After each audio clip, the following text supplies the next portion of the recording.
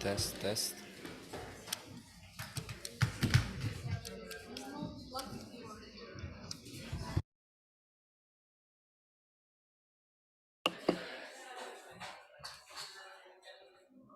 Hello, everybody. Good afternoon. Welcome to this side event.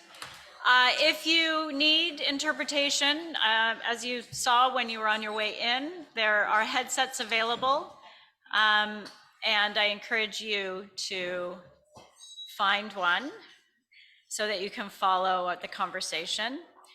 And because of the interpretation, I would like to remind the panelists to speak slowly and clearly. We're all always challenged by welcome you. And also, I want to welcome those of you who are joining online. I think we have several people I saw joining online, which is absolutely wonderful. I'm Lauren Baker. I'm with the Global Alliance for the Future of Food. We're an alliance of philanthropic foundations working together and with partners on food systems transformation. And we have 7 calls to action that we have organized our work around, and the first one is related to governance. So this is a topic that's very important to us, and there are 2 ways that we think about this governance issue. One is internally, as foundations, philanthropic foundations with legacies of extractive wealth and privilege, thinking about how we can disrupt those legacies and shift power. And then as philanthropic foundations, really thinking about our central mandate as being the supporting civil society to build power as part of the shifting power agenda.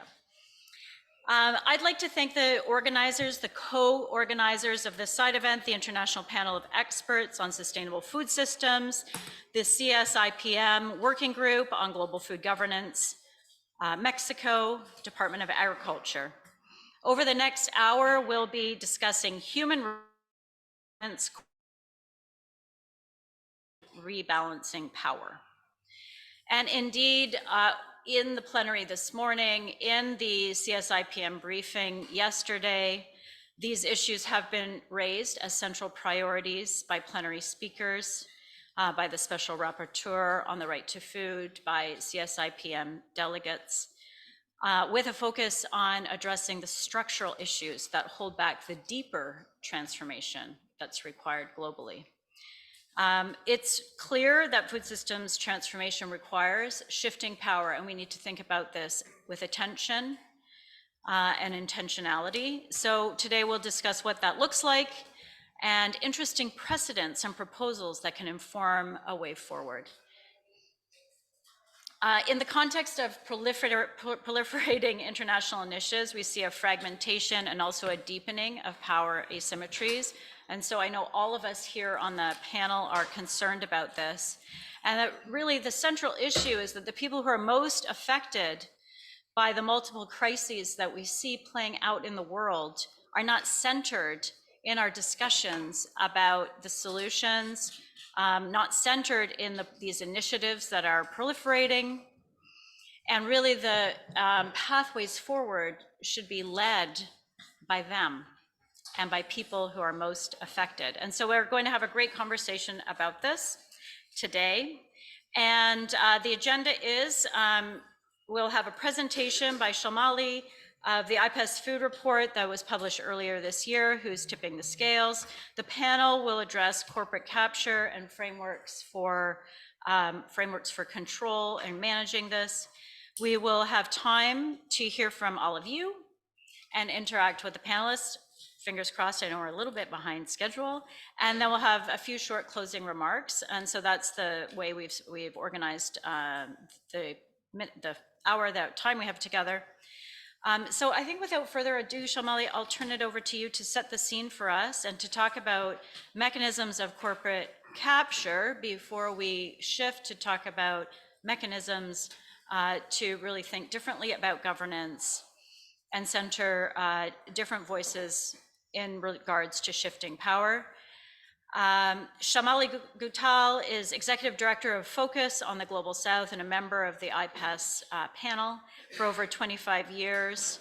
Her research and writing has concerned economic and social development in Asia, especially in the Mekong region and India, working with the topics of community resources, community resource rights, women's rights, food sovereignty, agrarian reform, and democratization of governance. She works in solidarity with progressive grassroots movements, unions, activists on the creation and governance of natural, social, and knowledge commons. So, Shalmali, over to you. Thank you so much for painting the picture for us and grounding our conversation today. Thank you, Lauren.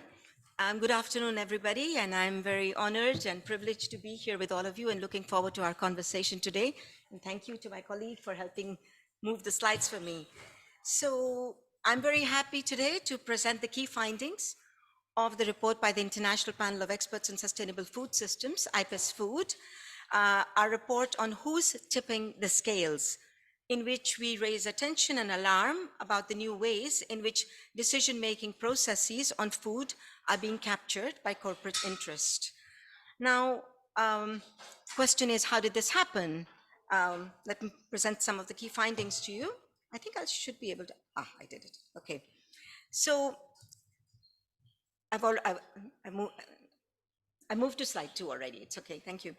So following ambitious and comprehensive institutional reform in 2009, member states in the CFS committed to making it the foremost inclusive multilateral platform to coordinate actions for eliminating hunger and ensuring food and nutrition security for all.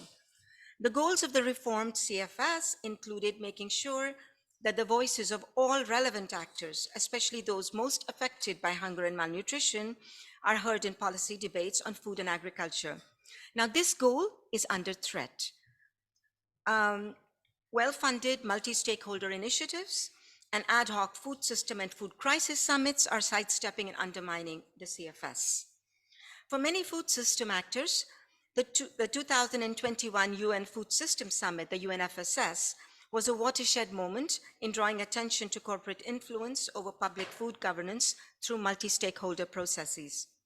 The summit itself followed a 2019 strategic partnership that was signed between the United Nations and the World Economic Forum, the WEF, and initial planning for the UNFSS completely sidestepped the CFS.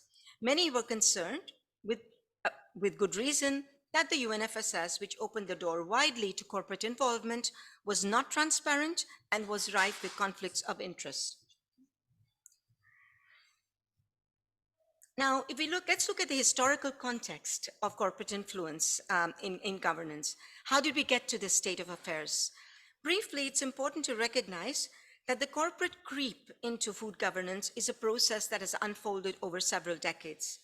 Many of us recall that the 1970s were characterized by skepticism about the role of transnational corporations, and efforts were being carried out to bring transnational corporations to account through regulation. And in fact, there was even attempts to build a UN code of conduct for transnational corporations. But by the 1980s, the rise of neoliberal economic policies increasingly welcomed large businesses into governance fora at the same time that antitrust rules were weakened. In the 1990s, large agribusiness firms increasingly engaged in voluntary market-based governance initiatives and certification schemes. Many of you know well about the roundtables on sustainable palm, oil, soy, and so on. In the 2000s, agri-food firms began to engage in public-private partnerships, for example, the Global Alliance for Improved Nutrition, GAIN, and AGRA, and providing funding to public institutions, for example, the FAO partnership with CropLife and other industry lobby groups. In recent years, multi-stakeholder initiatives have become a key mechanism in global food governance, including in the UN setting, as was exemplified in the United Nations Food System Summit, the UNFSS. These kinds of partnerships between private sectors and international governance bodies create serious conflicts of interest. Moving to slide 4. But it's not just these visible mechanisms of multi-stakeholder initiatives and public-private partnerships and funding. corporations are influencing food governance through a number of other ways. The more visible ones are these broad multi-stakeholder platforms, but they also pursue strategies that are less visible and less direct. They have market power through corporate concentration in the food system. They lobby behind closed doors and push actors who defend their corporate interests through revolving doors into regulatory spaces. They sponsor scientific research to shape policymakers' views, they give political donations, and they exercise structural influence over trade and investment agreements. Now, we need to question this new normal of corporate overreach. Through these various mechanisms, corporate involvement in the global governance of food and agriculture has become effectively normalized. But as we have noted in our report, there are huge problems with this approach. First, with respect to processes, this approach prioritizes stakeholders over rights holders, and it obscures the obligations of duty bearers, that are states and our governments, whose responsibility it is to uphold rights. Although the UNFSS claimed it was transparent, critics claim agendas were set behind the scenes where corporations tended to dominate, effectively excluding genuine civil society and grassroots social movement participation. Second, with respect to outcomes, corporate influence affects the quality and effectiveness of governance initiatives. In fact, it's incredibly difficult to find evidence demonstrating positive outcomes of multi-stakeholder initiatives and where they've actually achieved their goals. Rules tend to be weak because they're often watered down by commercial and vested economic interests. Third, concerning accountability, corporate-dominated governance efforts, such as multi-stakeholder initiatives, typically avoid rules that hold firms to account, both legally and financially, when their practices cause harm to people and nature. This enables corporate impunity for operations and practices and a lack of effective remedy and justice for those who have been harmed. It is essential that we rein in corporate power. Without action to address this new normal of corporate captured food systems and food governance, food systems will increasingly be shaped by private, corporate, and vested interests. Bold approaches are needed to counter the corporate takeover of the global food governance spaces. It is imperative to fundamentally level the playing field in food system decision-making and policy-making. In our report, we outline 3 overarching principles for action and 3 accompanying concrete recommendations, and these are my last points, Lauren. Now, these include, first, we need to address the outsized influence of transnational agri-food corporations at all levels of the food systems. This requires a multi-pronged approach.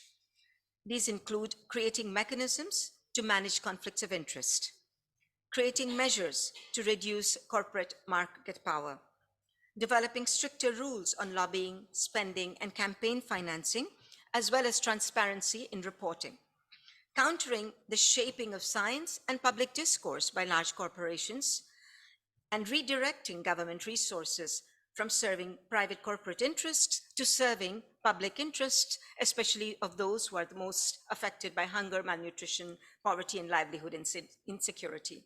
One concrete proposal we put forward to achieve these goals is to develop a UN-wide corporate accountability framework. Second, we need to democratize food governance to serve the public interest, including holding corporations accountable for human rights violations and environmental destruction. This would mean developing inclusive participation mechanisms grounded in human rights. These should prioritize the authentic participation of people's organizations, social movements, and other civil society actors, especially those most affected by the issues addressed in these spaces. The push to democratize the governance of food systems should start with the Committee on World Food Security, CFS, via the Civil Society and Indigenous Peoples Mechanism, the CSIPM. It was remarkable that initial planning for the UNFSS completely sidestepped the CFS, in effect undermining the CFS. Instead, the CFS urgently needs to be bolstered and strengthened so that it becomes a space where regional and global problems that threaten the food systems of small-scale food producers, workers, consumers, Indigenous peoples, local communities are examined and addressed, as was envisaged in the CFS reform. And third, we need to build up autonomous processes and spaces that center the voices, claims, and proposals of people's organizations and social movements. The agency and voice of women, gender diverse peoples, indigenous peoples, frontline communities, they are being marginalized in policy, justice, and governance structures. So we must create autonomous processes and spaces for the claims and proposals of people's organizations and of social movements to be made and heard in their own terms, in their own language, through their own realities. This means that the agenda and decision making for policy should be led and needs to be led by people's organizations and social movements. Resources that are adequate to needs for these need to be provided, and strategies and actions for addressing these extreme challenges and issues are determined by the participants themselves. And these autonomous processes and spaces have been built in the CFS through the CSIPM. In order for these voices to have meaningful impact on governance and policy making, we need to take the present opportunity that we have over the next 4 years to strengthen the inclusive multilateral nature of the CFS. So I thank you all again, and I invite you all to read our full report. There are copies available outside. You can also find it on the IPES Food website. Thank you, and I'm looking forward to our discussion.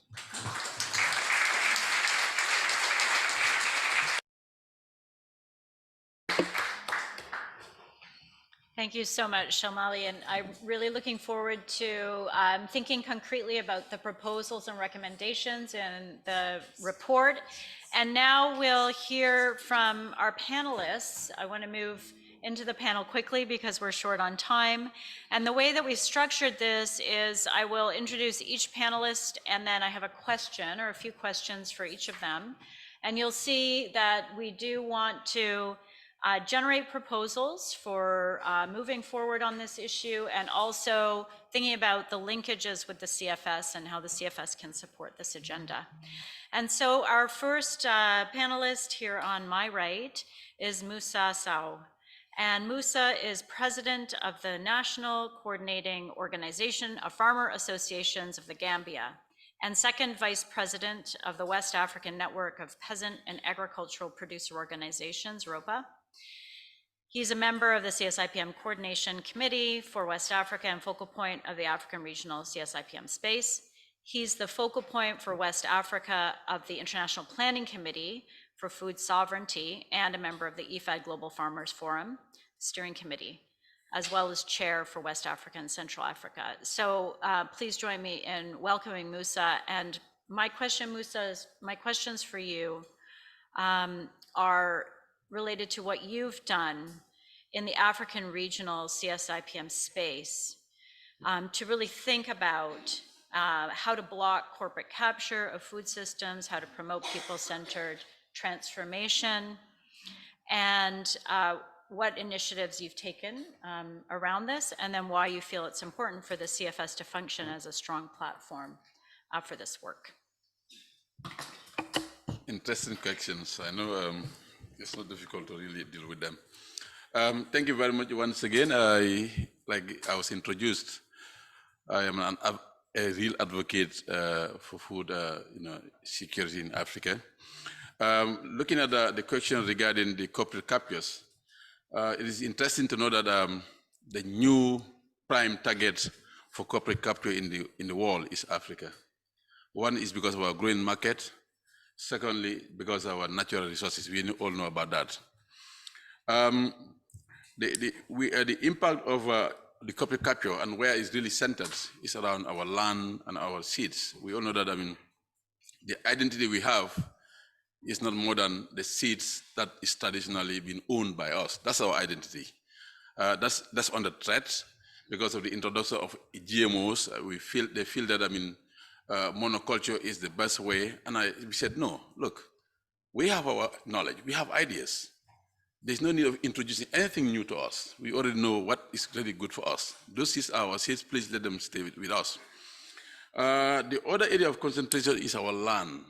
There is a lot of land grabbing in Africa, being from the level of government, being from the level of the farmers. Let me share an interesting story. This was about last year. The US Embassy in the Gambia was given one of our national parks to build their embassy in Gambia. We said no. If you go to the US, there is no way that you can use your national park and give it out to the partners or people you think you can build cooperation with. The advocacy was very, very serious, very, very strong. We've used the social media. We used our multi-sectoral committees. In the end, they gave up and they gave the back to us. So which was a very big success from that end. The CSI PM Africa region, looking at what is understood as a national pathway and also the Dakar Compact, for us is another opportunity to give the corporate powers a very easy way of taking our properties or land. And then the CSIPM Africa decided to organize a monitoring exercise to do a research on those national national pathways and also the Dakar Compact. And what we realized is that this is another way of giving them an opportunity to have a more easy access to those natural resources. And we feel that was not the best thing to do. And just to say that the prefects of the different engagement of the corporate powers, one of them is they influence our policies. They use our corridors. They support national parties and the political parties. They pay for whatever they need to do with them. One is the design policies that are in favor of them. That's what they want. They want policies that will be designed so that to have easy access of grabbing our naturals, including seeds. They lobby political parties and public policy makers and direct financing of public parties. Like when usually we have our election time. This is when most of them would use whatever resources they have to support those political parties, meaning that there's a precondition to those parties, in assuming any position at national level that would be in favor of the corporate powers or corporate captures. Creating incentives for the executive too. We know very well that there are many countries where you find the corporate capture having significant grab of those natural resources. Most of them would have already seen with the executives, wherever they would be seen with them. I know it's something that we. Sorry, I have 1 minute. Okay. The next one also is we understand that from the monitoring exercise that there was a little knowledge from the people knowing the strategy and the tactics they use in grabbing our land. So what we do at the level of our countries, including Gambia, we do a lot of awareness creation. We also organize public dialogues with the traditional landowners, with traditional chiefs, governors of different regions. We also engage in educational campaign and negotiation on policies. We understand that the only way we can have it blocked is when we participate in the formulation, implementation, monitoring, evaluation, and also reporting on policies.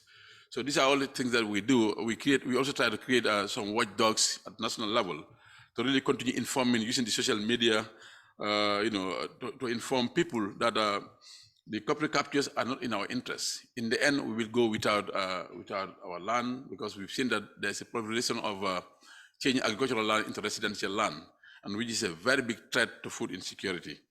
We also do a lot of campaign and using the public media, to inform people, and also create monitoring schemes using other, partnering with other NGOs and also civil societies who are also speaking in the same direction with us. It's unfortunate that I have very little time, but I wish to have had enough of time to speak more. Thank you. I wish you had more time to speak more as well. And we will also return we have lots of time for questions and answers, question period, as well as follow concluding remarks from you as well. And so now, Victor Suarez, I would like to introduce you. Victor Suarez is Deputy Minister of Agriculture, Under Secretary for Food Self-Sufficiency of the Government of Mexico. He is founder and executive director of ANEC, the National Association of Rural Commercialization Enterprises in Mexico. And since 1995, ANEC has promoted a strategy to allow direct access to agricultural markets for small and medium-sized producers of basic grains, with more than 50,000 members in 17 states. Victor served in the Mexican House of Representatives. He has also been part of numerous political, social, and peasant movements, both within Mexico and internationally. And Victor, my question for you is, you're in the middle of an extraordinary trade dispute underpinned by corporate overreach. How has Mexico been working to confront corporate capture? What human rights and environmental abuses have you observed in your country as a result of this overreach?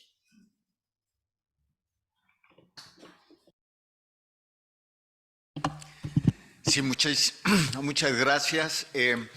El tema central para enfrentar el poder corporativo agroalimentario creciente en México y en todo el mundo es con gobiernos democráticos, con movimientos sociales progresistas. Y la forma de encarar el poder corporativo es romper, quebrar las bases de sustentación del poder corporativo, que son, uno, el modelo de agricultura industrial y el modelo de alimentación con ultraprocesados, y rompiendo también el paradigma falso de los mercados globales. ¿Y cuál es esa vía de rompimiento de esa esclavitud moderna? Es transitar hacia una política de autosuficiencia alimentaria, entendiendo la autosuficiencia no solamente la capacidad de producir los propios alimentos básicos, sino autosuficiencia en la capacidad de producir los propios insumos básicos para la producción agrícola y la autosuficiencia para la producción de las propias tecnologías productivas que integren los conocimientos ancestrales de las culturas campesinas e indígenas con los conocimientos científicos y tecnológicos modernos. Y la otra forma de romper este poder corporativo es quebrando la visión de la alimentación a base de alimentos ultraprocesados y bebidas con altos contenidos de azúcar añadida, y también generar la posibilidad de que tengamos un gobierno democrático que responda a los intereses del pueblo, a los intereses de su bienestar y a sus intereses en materia de derechos humanos.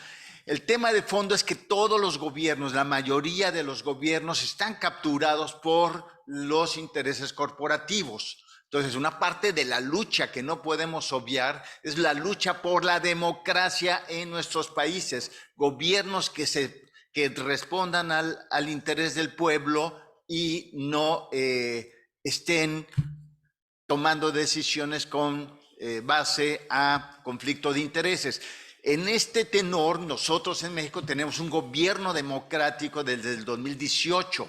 Entonces, hemos encarado el tema de rescate del campo, autosuficiencia alimentaria sin conflicto de intereses. Como parte de este ejercicio de autonomía, de soberanía, de libertad, se ha emitido un decreto en México, un decreto presidencial para prohibir la siembra de maíz transgénico en México, defendiendo los derechos de los campesinos, el derecho a la diversidad genética de un país que es centro de origen del maíz, y también prohibiendo el glifosato, uno de los plaguicidas más peligrosos, y transitando hacia un modelo agroecológico. Bueno, este decreto presidencial que busca cambiar el paradigma de la agricultura y de la alimentación en función de los derechos humanos y del bienestar de la gente, ejerciendo nuestra soberanía alimentaria, ha sido controvertido por el gobierno de los Estados Unidos, respondiendo a los intereses de las transnacionales, de la biotecnología y de los agrotóxicos y del dominio comercial. Estamos en este proceso. En este punto, pues estamos generando todo un movimiento de argumentación y de defensa de este decreto con movilización social y popular en México, pero también ese es el momento de que la comunidad internacional que también está luchando contra el poder corporativo global, se sume a esta controversia, porque las causas que estamos enarbolando en contra del dominio de la agricultura transgénica, pues también interesa a Estados Unidos, a Canadá y a todos los países. Es romper poco a poco, como decían los vietnamitas, dedo por dedo, el poder de las transnacionales, y también poco a poco decir que sí es posible tener una agricultura para garantizar el derecho a la alimentación de los pueblos sin dependencia de las tecnologías riesgosas y esclavizantes como los transgénicos, y sin el modelo de los agrotóxicos, con las alternativas agroecológicas que integran conocimientos ancestrales con conocimientos campesinos. En ese sentido, también hacemos un llamado a que ustedes, quienes quieran, puedan participar en esta controversia constitucional como amicus curiae, y presentando también sus argumentos en defensa del derecho que tienen los pueblos a producir sus propios alimentos y a consumir sus propios alimentos sin que sea esto una determinante que establezca el poder corporativo, como si tuviéramos la necesidad de un nuevo imperialismo alimentario, un nuevo colonialismo alimentario. Así que en la controversia específica que tenemos en México en defensa de nuestro derecho a producir nuestros propios alimentos y no permitir que Estados Unidos y sus corporaciones pretendan decidir qué sembramos y qué comemos. Hemos sembrado y consumido 8,000 años el maíz en toda la historia de nuestro país, y ahora llega Estados Unidos a decirnos: tú tienes que sembrar maíz transgénico, y también nos quieren decir: tú tienes que comer tortillas con maíz transgénico. Eso no lo hemos aceptado ni lo vamos a aceptar, y esta lucha también, creo yo, es una lucha nacional, pero también internacional, contra el poder corporativo, y ese poder corporativo lo vamos a ir debilitando y cambiando desde abajo hacia arriba. Por eso también llamamos a las articulaciones y alianzas entre países y pueblos progresistas. El día de ayer hubo un encuentro convocado por el presidente de México, el licenciado Andrés Manuel López Obrador, en Palenque, en donde participaron países como Belice, Colombia, Costa Rica, Cuba, El Salvador, Haití, Honduras, México, Panamá y Venezuela, para enfrentar los temas de la migración, pero con un enfoque de atacar las causas estructurales que la provocan. Sugiero después, con tiempo, abordar los acuerdos de este encuentro, y es también donde también a nivel de países local, cercanos y vecinos, tenemos que generar otro tipo de alianzas para romper la dependencia del modelo global y del modelo corporativo, y también generar coaliciones y estrategias de ayuda mutua y de complementación horizontal entre países del sur. Gracias.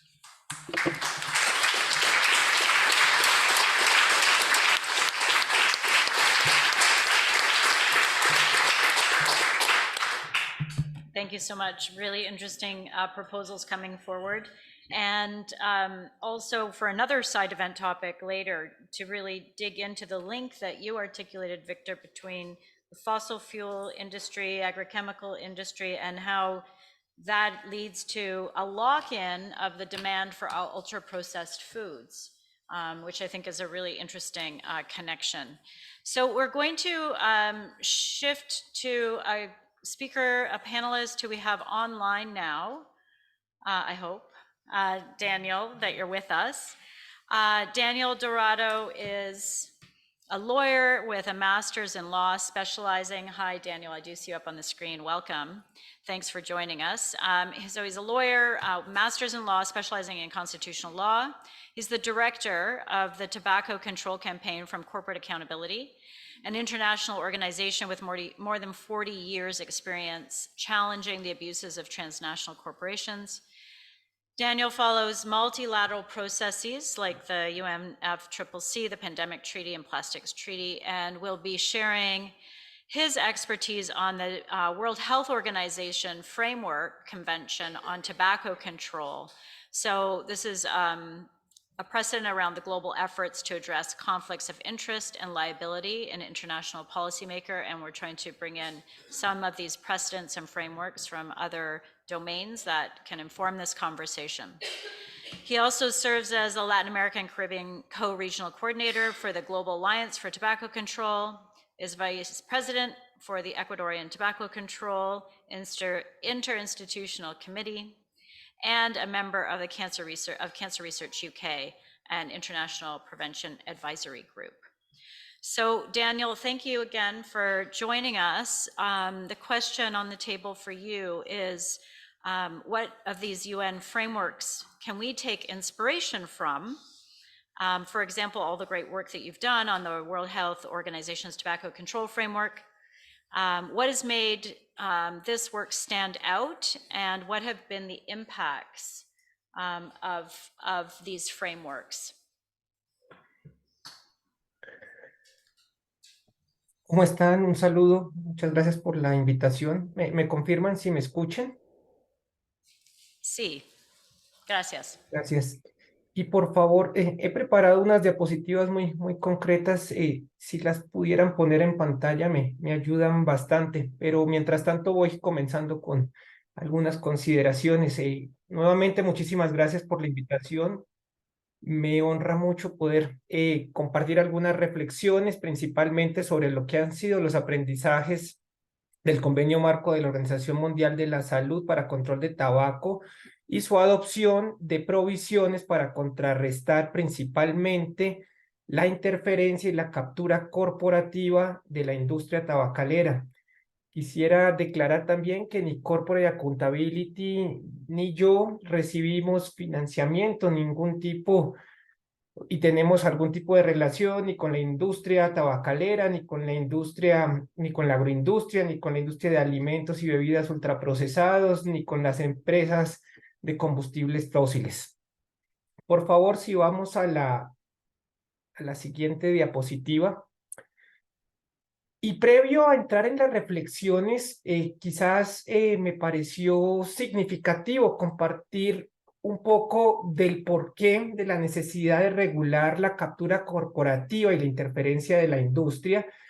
Y bueno, quizás mucho de esto ya ustedes en las presentaciones que he ido escuchando lo han mencionado, pero nuevamente es bastante significativo siempre tener esto a colación, porque el libro de tácticas de interferencia de la industria tabacalera, como las pueden ver, influencia en elecciones, tácticas de lobby, manipulación de evidencia científica, acciones de responsabilidad social corporativa o empresarial, mecanismos de puerta giratoria, entre otros, han sido tácticas que por más de 100 años la industria ha venido posicionando, articulando, consolidando, pero también otras empresas transnacionales han venido de alguna manera o replicando o también en colaboración con la industria tabacalera, porque no hay que olvidar que estas empresas actúan en conjunto para posicionar sus intereses, posicionar sus intereses dentro de la agenda pública, pero más aún, posicionar estos intereses para seguir lucrándose a favor de las expensas de los derechos humanos, del debilitamiento de políticas públicas, entre otros. Si vamos a la siguiente, por favor.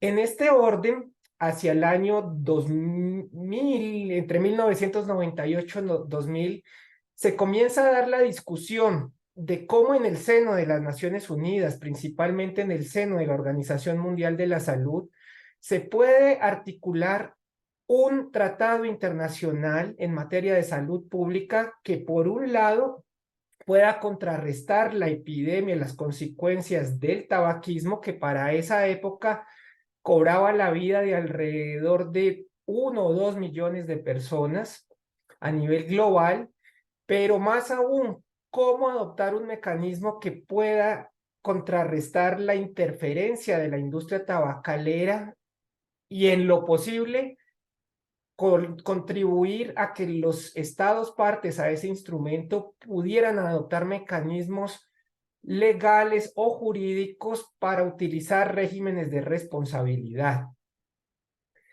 Es así como hacia el año 2003 se adopta el convenio marco del control del tabaco, el primer instrumento que se adopta bajo los auspicios de la Organización Mundial de la Salud. Y quizás en las preguntas podamos hablar un poco más, pero estas son las dos provisiones que quizás quería dejar como mensaje principal. Este instrumento es pionero en adoptar dos disposiciones en el marco del derecho internacional. Uno, su artículo 5.3, que establece que todos los estados partes a este instrumento deben proteger los intereses irreconciliables que existen con la industria tabacalera al momento de diseñar políticas de salud pública relacionadas con el control del tabaco. Y dos, el artículo 19 que tiene que ver con temas de responsabilidad. El acápite que he sacado solamente es el primer párrafo del artículo completo, pero básicamente lo que dispone es que los estados, en el marco de su soberanía, pueden usar sus regímenes. El artículo cita dos, pero da espacio para que usen cualquier otro tipo de régimen de responsabilidad, sus marcos civil y de responsabilidad penal, para responsabilizar a la industria tabacalera, pero aún así utilizar marcos de compensación cuando esto suceda.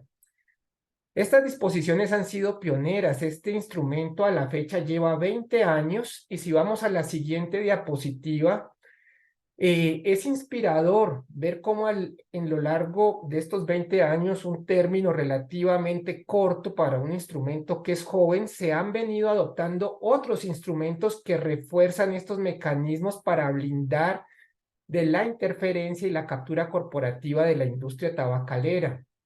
En el año 2018, en el marco de las conferencias internacionales, en este instrumento cada 2 años los estados partes a este convenio y a un protocolo que fue adoptado en el 2018 para temas relacionados con el comercio ilícito de los productos de tabaco, las partes se reunieron porque una de las cuestiones con la que la industria era y sigue siendo bastante hábil era el tema de interferir en la conformación de las delegaciones de los estados partes a estas reuniones, bien directa o indirectamente, y un grupo de países pioneros en el tema, así como con el apoyo de sociedad civil, desde el año 2016 se hizo mucha labor de abogacía para aterrizar en esta decisión que les estoy proyectando en pantalla. Es la decisión que se titula la maximización de la transparencia, una decisión que a mi criterio resulta ser pionera en el marco del derecho internacional porque establece que las partes al momento de la conformación de sus delegaciones para participar en estas reuniones, por el mecanismo que consideren adecuado en el marco de su soberanía, deben indicar que han observado las provisiones en materia de conflicto de interés del convenio marco, así como también otras cuestiones que se han ido desarrollando para blindar. Y esta provisión se hace extensiva tanto para los observadores como para los medios de comunicación, como para el público en general. Y ya con el minuto que me queda, si pasamos a la siguiente, por favor.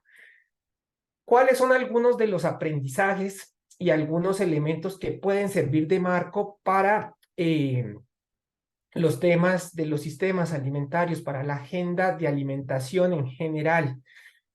Es cierto que el convenio marco está sentando precedentes y sigue consolidando precedentes para tratar los conflictos de intereses, que se consolida como un esfuerzo para contrarrestar la interferencia de la industria tabacalera. De hecho, ese artículo 5.3 que les mencioné se establece como la columna vertebral del convenio marco y busca que se implementen toda la implementación de manera holística en este instrumento. Y asimismo, busca esa dupla con el artículo relacionado con responsabilidad, porque si bien es cierto que se debe blindar, no es menos cierto que a lo largo de estos 20 años, pero por más de 100 años, la industria tabacalera ha venido generando importantes consecuencias, no solo en la agenda pública, al medio ambiente, entre otros costos, y los estados están perfectamente legitimados para usar sus mecanismos de responsabilidad para hacerlos responsables de sus daños y consecuencias.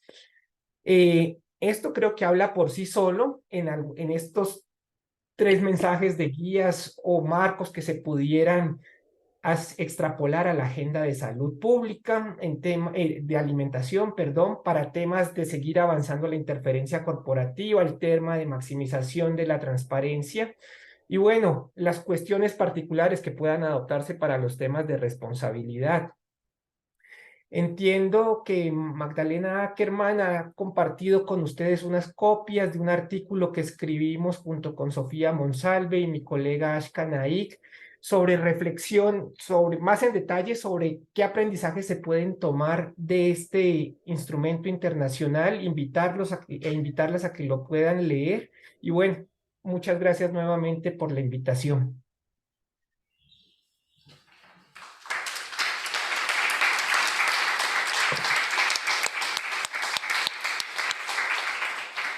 Thank you so much, Daniel. And I used to work in public health, where healthy public policy, the foundation of that is, of course, participatory democratic decision-making processes. And so public health in their mandate has this pathway to addressing these issues like you so clearly outlined. So looking forward to having more conversation on this moving forward. Hala, I'm going to turn it to you now to provide some sort of synthesis for us and make the important links that we want to make to the CFS agenda and work plan. So Hala Barakat is an archaeobotanist, which I love. I've been really looking forward to meeting you. And is part of the CSIPM Coordination Committee. She currently coordinates the CSIPM Global Food Governance Working Group.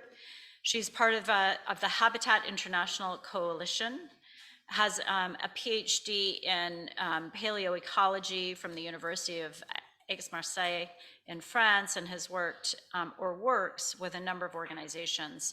And I won't list them all, but on topics of nature conservation, on food sovereignty, on the history of food, on the right to food, and in particular with a focus in the Arab world.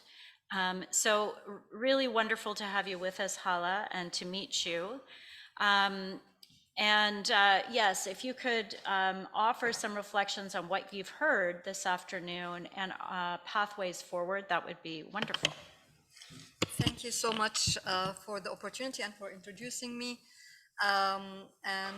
Yes, I mean, it was 4 wonderful interventions, and I will quickly synthesize what we listened to in the context of the mechanisms and the initiatives that have been taken towards shifting and rebalancing powers.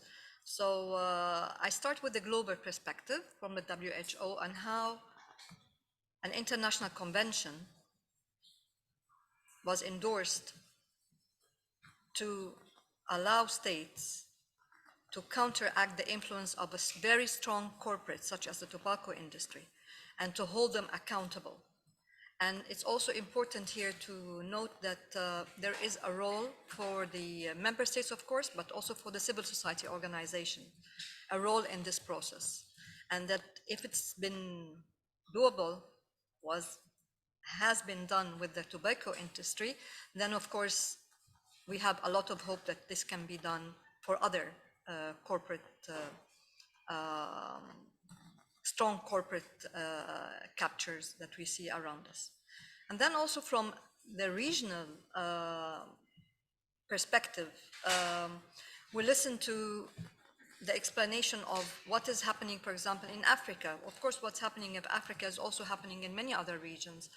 And then what could be done to shift this? One of the things that are clear from Musa's intervention is that we need to be able to monitor what's happening. In that case, the monitoring of the national pathways issued from the UNFSS, but were quickly shifted towards becoming another opportunity for corporate captures, leading to policies that are designed for their benefits, for their political privilege. while the people of the region of Africa are not aware of the danger. So it's very important to monitor what's happening and also to work towards public awareness through campaigns and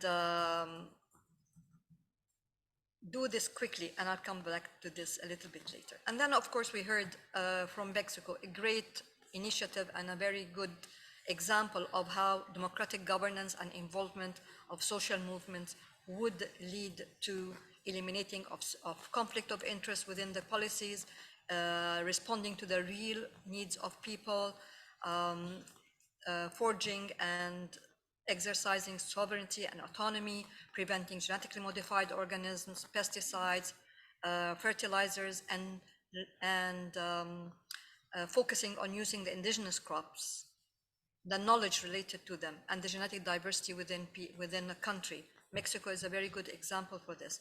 So this is bringing around a shift in the paradigm of food production. And of course, also we heard that this has been fought and challenged. And so these initiatives need to be endorsed and supported by the other countries and the international community. And then other issues that come to my mind also within this is the concept of the idea of co-optation of concepts. The fact that these companies are very influential, as we heard, they are also fast and furious, and they have resources, and they are penetrating all spaces, and they use publicity as their main weapon. So as mentioned, strategies are developing and adapted. Their strategies are developing and adapting very quickly. I recall last year at the COP27, I was attending, but instead of staying in Sharm, I stayed in a small camp in a protected area. And my neighbor in this camp was an employee of Shell. She came in after her week of COP to relax.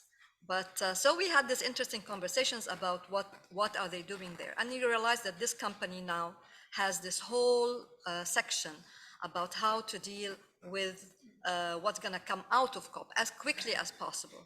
So they are trying to dominate and impose their agendas, of course, and also to take up the space. So we need to be vigilant to prevent emptying the concepts that we're working for.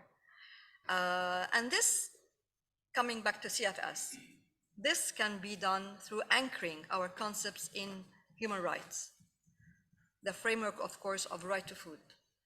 And now we have, within the next MyPow, this coordination function. Yes, I'm done. Coordination function. And this is possibly somewhere where we can start. We can start basing the processes through the MyPow on right to food, and also democratizing decisions and ensuring the inclusivity of these decisions. This is just a hint on what we have in front of us, and opening a discussion and a dialogue on how to further use this coordination function of the CFS to put forward important issues for us. One of them, of course, is how to shift the power and restore the balance and limit the capture, the corporate capture. Thank you.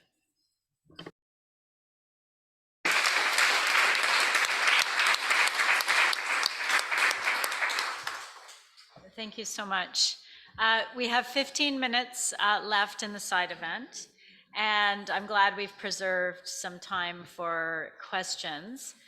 I think we have people online who may also have questions. So far, no, but if you're online and you'd like to ask a question, we'd really like to engage you in this way. And I'd like to open it up. So I think we've started a really interesting conversation here on the panel. Any thoughts from all of you? Any questions, any comments? Yes. Do we have a microphone? How are we managing the Q&A so people can hear online? Do you want to come up and?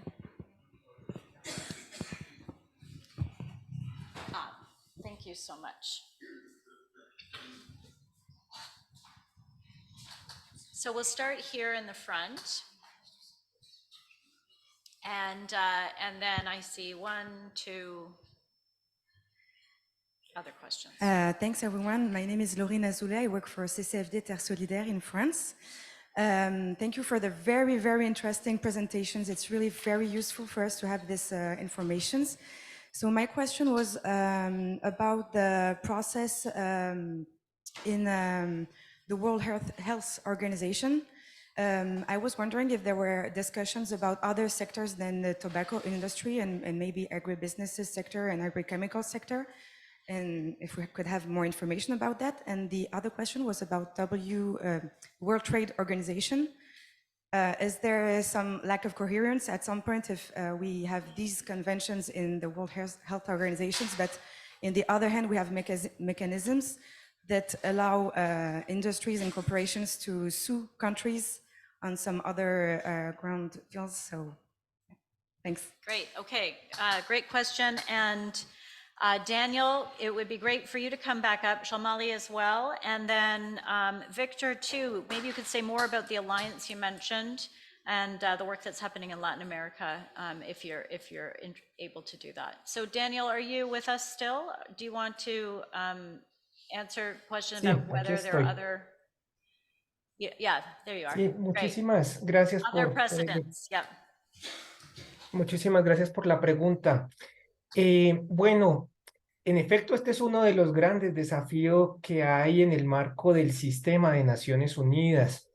Desde Corporate Accountability, uno de nuestros ejes de campaña transversal, porque nuestra organización también trabaja o tiene programas en materia de cambio climático, derecho a la alimentación, derecho al agua, lo que ha inspirado mucho de nuestro marco estratégico es en efecto desde hace 40 años venir replicando y avanzando, uno, para lograr este tipo de provisiones y dos, para que el precedente de tabaco o de la campaña del convenio marco pueda extenderse a otros escenarios de discusión multilateral, como lo es, por ejemplo, la Convención Marco de Naciones Unidas sobre Cambio Climático, el proceso actual que está para la adopción de un tratado de plásticos, el proceso actual de discusión del tratado de las pandemias.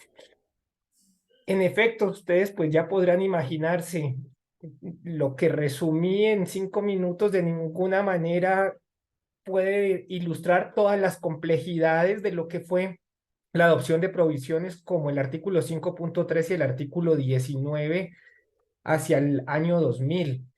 ¿Qué puedo decir? Hubo mucho compromiso de los estados parte y este es un tema, la verdad, fundamental, la voluntad política y el respaldo articulado que hubo con sociedad civil permitió que estas provisiones pudieran salir adelante, pero hasta el último minuto de la negociación estas provisiones estuvieron por caerse.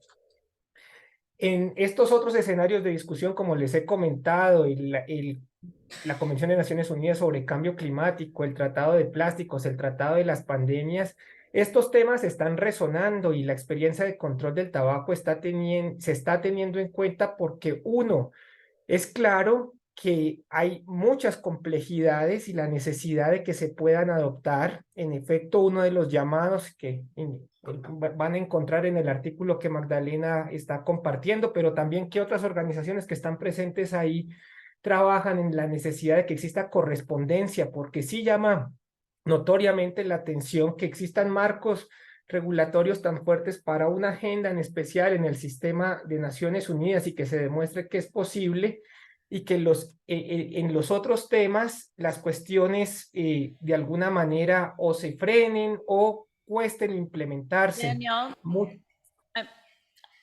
I'm going to I probably interrupted you at a terrible moment, but I am going to interrupt because we are so short on time. I want to make sure that we have at least a few more questions and hear from a few others as well. So Shamali, did you want to come in too on this question? Thank you. Yes, just a quick response here. With the World Trade Organization, the dispute settlement mechanism has been abolished, but that doesn't mean that the teeth of these free trade and investment agreements have gone away, because There are a burgeoning of plurilateral, regional, mega trade and investment agreements, no? And many of them have actually taken the most dangerous provisions in the World Trade Organization to much further levels. So for example, with TRIPS, the trade-related intellectual property rights, is TRIPS Plus. And if you go through what's in TRIPS Plus, it builds on TRIPS, but its home, shall we say, its fodder is TRIPS, but it goes way beyond. And its implications for public health and for seed sovereignty and food sovereignty and for food safety is tremendous, you know? So there's definitely a contradiction there. And then one of the most dangerous legal mechanisms that corporations use is what's called ISDS, the Investor State Dispute Settlement Mechanism. ISDS is really ISDS literally takes the power of governments to protect the public interest away from them. You know, and it's really one of the most dangerous things. Then ISDS is it's absolute essential. What's the word for it? It goes hand. It's there in every trade and investment agreement. So any company can sue a government for any legislation, any move, any policy to protect the public interest, if it affects the corporate profit even slightly. And the penalties are huge. So what ISDS has is a chilling effect. It prevents governments from enacting public policies because they are so scared of being sued. And they know, and many of the governments that are subject to ISDS provisions are already countries that have been through structural adjustment, austerity programs, debt, you know, and they're already struggling with weak infrastructure. Hala. Yes, just a quick continuation of the same, along the same line is also the international agreements such as UPOV, for the protection of new plant varieties, genetic varieties now, not only plants but also animals. And where, if you look on the site, you will see the number of countries that have signed and ratified this agreement over the last decade is enormous, including my country, Egypt, while our fight to stop this from happening has completely not succeeded in doing this, because there is a huge pressure from the exporters of fruits to Europe mainly. And so this is also something to do with the awareness and let's say the lack of awareness among not only the public, but also the decision makers, unfortunately. Thank you, Hala. There were two questions here, and why don't we take them together? I think you're next. Please. Merci. Maurizio Reale du Comité économique et social européen. Ma question, je suis grosso modo d'accord avec ce que vient de dire Victor Suarez, mais je vais lui poser une question. Qu'est-ce que vous en pensez de la génétique green? Parce que ça peut être l'alternative importante à ce que vous disiez contre les OGM. Je suis d'accord avec le glyphosate qu'il faut l'utiliser seulement avec une certaine formule très, disons, concrète, mais pas pour l'essiccation des produits. Mais surtout la génétique green, que c'est une nouvelle forme qui peut donner des réponses pour moi. Merci.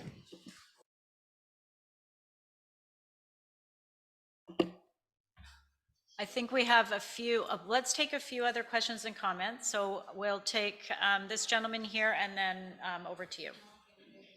Yes, we're going to take a few questions together. Yeah, no problem. Thank you. Peter Schmidt from the European Economic and Social Committee. I have two points and a question included in this. The one is on democratizing the process, and the other one is how to encourage and empower the grassroots movements in order to get into this process. So here my concrete point is, so we in the European Economic and Social Committee, we made a proposal on building food policy councils, because we think this is one way to empower people to get into this process. Because the question for us is how to do it. Once you have the rights-based approach, how you want to do it then concretely in order to bring this in. So we say on the European, on the national, on the local and level that we need this kind of policy council. The second point is, you mentioned that already, on the interests, how we do address these interests, what you have been talking about.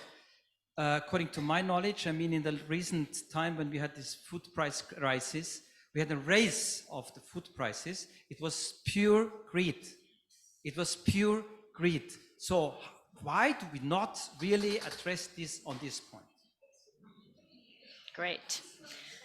I think we all have lots to say about all of these topics. We'll take one more comment or question. Please keep it short so we can hear from the panelists. And then we'll hopefully have time for another round. Do you want Je to parle français, soit de la Tunisie. La première, parce que je voulais rebondir par rapport à l'intervention par rapport au tabac au niveau de l'OMC. Nous, on sait très bien que l'OMS, elle est interdite de faire une étude toxicologique sur les organismes génétiquement modifiés. Comment ça s'est fait? Comment vous expliquez que toute une étude bien large, bien étendue par rapport au tabac, le tabac, il est expérimentalement par rapport à la médecine, il n'a jamais été à l'origine d'un cancer. Il y a autre chose qui cause le cancer, mais ce n'est pas le tabac. Ça, c'est des publications scientifiques sur échelle internationale. Comment vous expliquez que l'OMS, elle est en train de faire toute cette gamme d'études sur le tabac et elle oublie les OGM et elle est interdite de par Monsanto de faire une étude toxicologique. La deuxième, par rapport à tout ce qui est semences, est-ce qu'on est aujourd'hui sujette que des semences génétiques modifiées pour ne pas avoir le devenir de ces organismes par rapport à nos corps. La troisième, par rapport aux pesticides agricoles, j'imagine que toutes les monocultures, elles sont issues de même gènes et donc du coup fallait-il revoir avec le conseil comment ça se fait qu'une organisation qui ne peut pas nous défendre et défendre nos cultures, elle peut faire une étude toxicologique. Merci. Great. I think this is why the public health experience is being elevated here. So thank you for that comment. We'll take one more question here. And then I think we're going to return to the panel for a round of closing comments from everyone. Muchas gracias. Yo soy André Lucy, de Mecanismo. Y una pregunta que es muy una dimensión concreta, objetiva. Las personas en sus comunidades tienen un poder asimétrico. Entonces, cuando hay una violación de derecho, las personas no tienen acceso a justicia, no hay abogados. En cuanto a las corporaciones, ya hay equipos de abogados, cuando los gobiernos tienen sus abogados propios.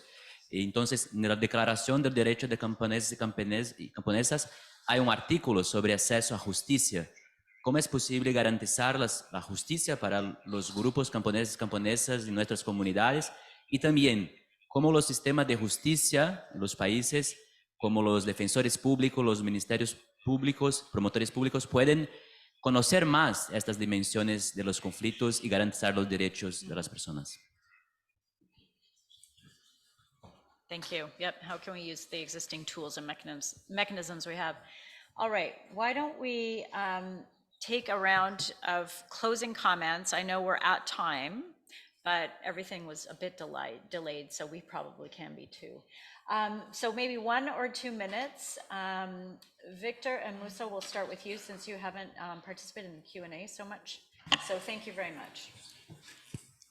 Solo quiero enfatizar en el momento que estamos viviendo y que es un momento de oportunidades para recapitular una nueva vía, una nueva estrategia para garantizar el derecho a la alimentación, los derechos humanos en todos los países, en todos los sistemas alimentarios. Primer punto es que estamos en una declinación de un poder hegemónico a nivel mundial, al mismo tiempo que un ascenso del poder corporativo, un poder corporativo desnacionalizado, no tiene nación. Tanto hay poder corporativo en China, en Rusia, en muchos otros países, y entonces está también roto el modelo de comercio global a partir de la pandemia, a partir de la crisis ruso-ucraniana y a partir de que no resuelve los temas de la alimentación para el mundo. Entonces es el momento también de plantearse no sustituir una hegemonía por otra, sino avanzar en la generación de un mundo multipolar con muchos poderes en en las regiones del mundo, reequilibrando los poderes en declinación. Entonces, pero es necesario desde mi punto de vista pasar de la resistencia a la transformación. Es el momento y el centro de todo esto también es asumir un proceso de descolonización, ¿no? De neoimperialismo que estuvo atrás del modelo neoliberal, del modelo de globalización con TLCs, TRIPS y demás, y pasar a un tema de poner en el centro la soberanía alimentaria y la cooperación para el desarrollo, ya no los tratados de libre comercio, sino acuerdos de cooperación para el desarrollo entre países. Los dos ejes es autosuficiencia alimentaria en tanto y cuanto sea posible, romper al máximo posible. Y esto también es un tema de sobrevivencia, porque ya no puedes estar dependiendo de los mercados globales y de qué sucede en Rusia, Ucrania, qué sucede en el Medio Oriente con el genocidio de Israel sobre el pueblo palestino. Se va a escalar el conflicto y mientras vas a seguir dependiendo de las importaciones de alimentos básicos y de fertilizantes, es el momento de darle la vuelta a eso y también el momento de dejar atrás los alimentos ultraprocesados. La base del poder corporativo es la agricultura industrial y el sistema de alimentación ultraprocesados y de dependencia de las tecnologías aparentemente modernas que solamente refuerzan la dependencia. Por eso hoy el tema de fondo es atreverse a romper con el colonialismo y el imperialismo alimentario desde abajo, desde los países. Y una parte central, si no luchamos para que haya democracia en nuestros países y gobiernos democráticos que respondan a los intereses del pueblo, pues no vamos a poder ir avanzando en otros niveles. Esto es lo que querría yo comentar como comentario final.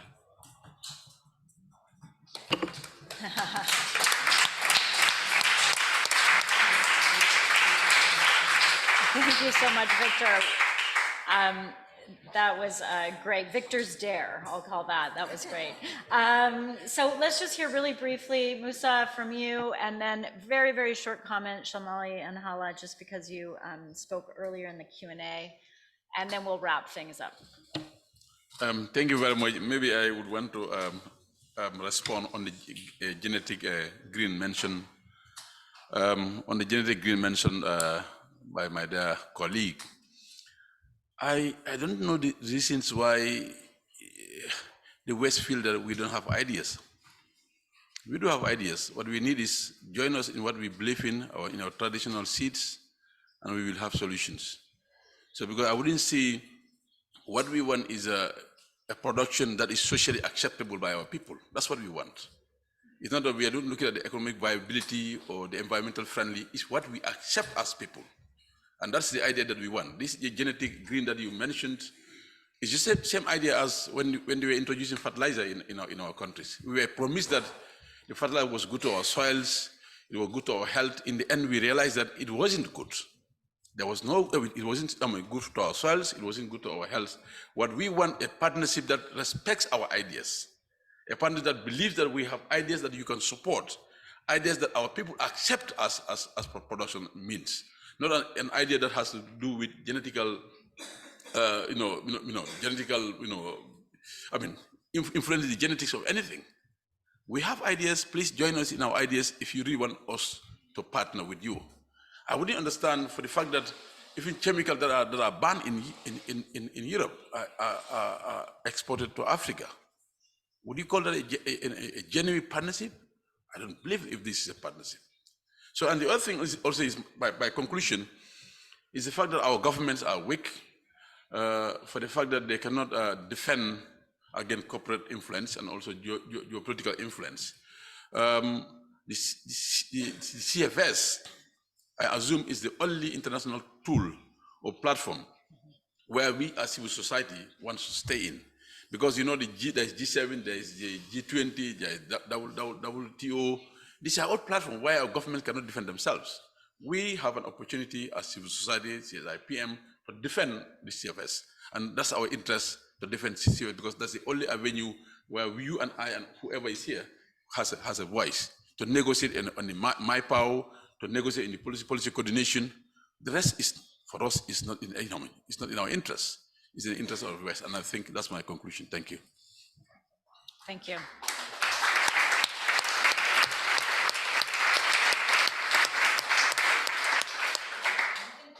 Hala, short comment from you. I mean, I really don't have much to add to all of this, and but something I took away from Victor there. It's just time for change, Yes. time of change, and time for change. And I love the optimistic approach. So let's leave it there at the optimistic and try to do something. Thank you. Thanks, Hala. Well, in my closing, I'd like to say that, food and water can't be siloed. And the right to food cannot be separated from other human rights and all human rights, right? Everybody knows that. And in this context, I want to just draw attention to all of us to the huge profits that corporations make from conflicts, crises, and wars and occupations. And this is really important because they play very key roles in triggering, prolonging, maintaining, and worsening conflicts. They benefit and profit in ways that are not even visible, in particular ways. And they're also, we also need to draw attention to the impunity of corporations from both legal and material accountability for human rights abuses and for other harm. No? So this includes, for example, arms manufacturing, but also, their role in the pharmaceutical industry, the way they profit from post-conflict reconstruction and transitions, the way they acquire land and natural resources from, in terms of, from how we say illegal seizures and so on. Let's not forget that Agent Orange was produced by Dow Chemicals and Monsanto. And that was one of the biggest weapons of war in the Indochina War. And that hasn't changed. So these corporations are everywhere. And a little bit of due diligence is not going to make a difference. They need to be brought to justice. We need strong legal accountability, and we need our governments to do this. So our governments have to work for us, not for finance capital, not for corporations.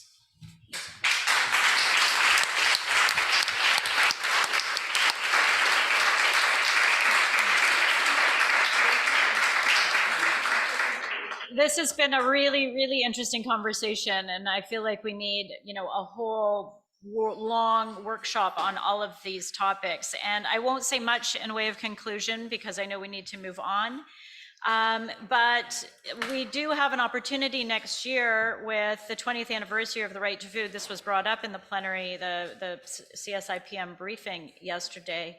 And maybe we can use that as a way to really advance this agenda and really dig into the proposals, the very concrete proposals that were surfaced here today, to see how we can address, disclosure, accountability, conflict of interest, and create a framework that serves the deep food systems transformation that we've been talking about.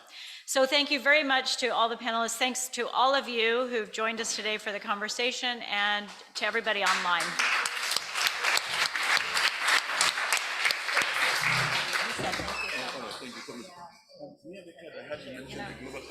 Yeah, I do have a card, and I think some of our members are probably supporting your work, like 11th Hour.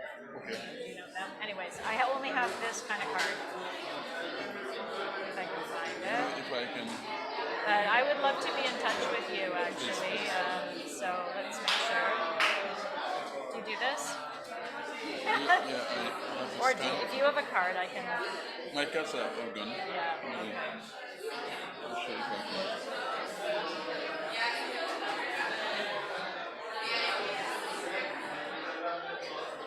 In case if it didn't work, can I just have your number quickly? Yeah, of course.